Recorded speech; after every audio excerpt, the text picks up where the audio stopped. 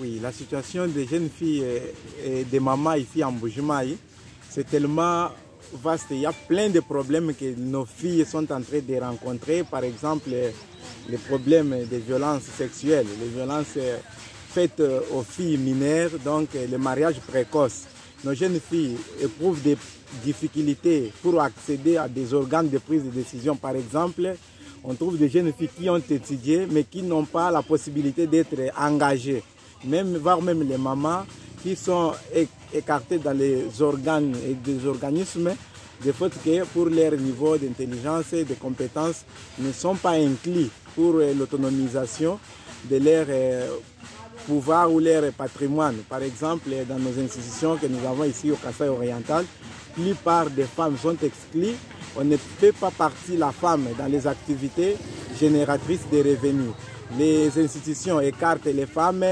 Dans les institutions même où il y a des femmes, là vous allez voir qu'il y a une très minorité de femmes qui sont engagées.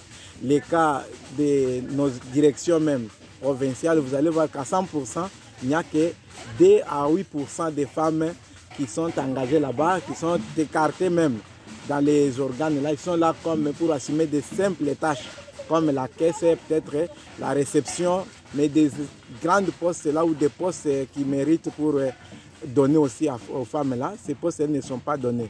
Les femmes ménagères n'ont pas l'accès à 100% aux revenus nécessaires pour leur foyer.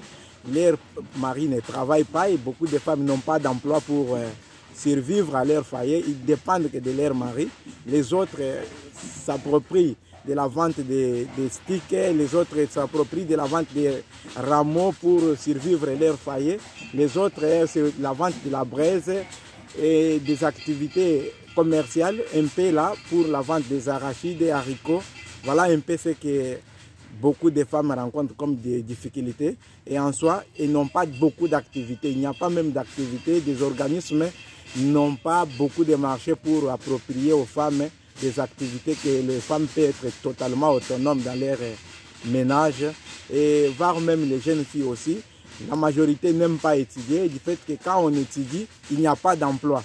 Et quand on étudie, on n'est pas considéré à 100% dans les institutions. C'est pour cette raison-là que nous sommes en train de plaider de telle sorte que si on puisse élargir les champs, on puisse proposer et promouvoir l'emploi pour la femme, sa capacité aussi les renforcer pour qu'elle puisse ne pas s'écarter à 100% dans les organes de prise de décision, parce qu'il y a même des complexes que des femmes elles-mêmes sont en train de promouvoir et de concevoir même dans leur tête. Quand on l'engage, elle a un peu de discrimination, elle conçoit, elle croit que non, elle n'est pas digne de prendre des décisions devant les hommes.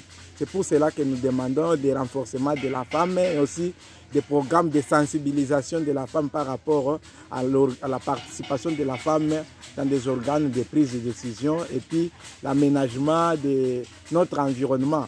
La femme est restée là que pour la cuisine, mais elle ne prend pas soin de l'environnement, de la protection, de l'hygiène même de notre environnement. C'est pour cette raison-là que nous invitons les hommes de bonne foi, de toutefois penser à appuyer la femme dans la sensibilisation, dans le renforcement des capacités, ainsi de suite. C'est ainsi à Nemo que nous voulons demander comme notre